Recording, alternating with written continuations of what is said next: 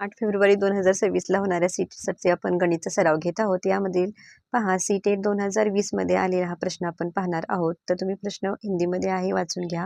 मी तुम्हाला मराठीमध्ये अर्थ सांगते की दोन संख्या दिलेल्या आहे, त्याचं गुणोत्तर 3:5 आहे. त्यामध्ये जर आपण 12 मिळवले तर त्याचं नवीन गुणोत्तर 5:7 तयार होणार आहे. तर त्या संख्यांची बेरीज किती, असं त्याने आपल्याला विचारलेलं आहे.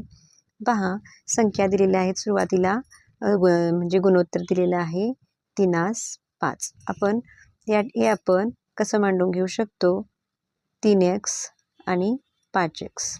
आता गुणोत्तर आपण भागाकाराच्या रूपात मांडून घेऊया. 3x अधिक 5x. यामध्ये त्यांनी काय म्हटले, 12 मिळवले. 12 मिळवले म्हणून आपण अंशात व छेदात 12 मिळवूया. त्यानंतर ते गुणोत्तर त्या संख्यांचं गुणोत्तर काय होणार आहे, 5:7 म्हणजे 5/7.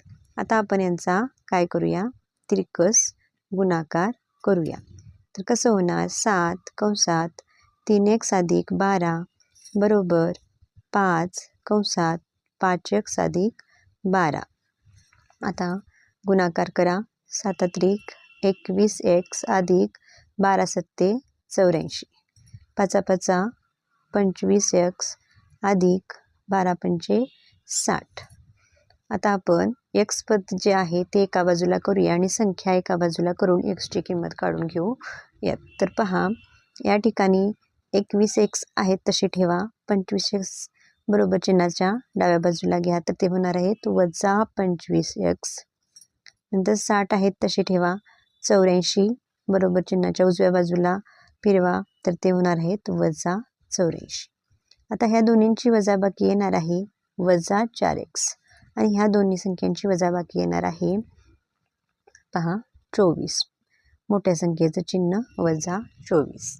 तर या ठिकाणी पहा हे वजा वजा कॅन्सल होते, राहते काय 4x आणि 24, कारण समान चिन्ह काय होते, कॅन्सल होते.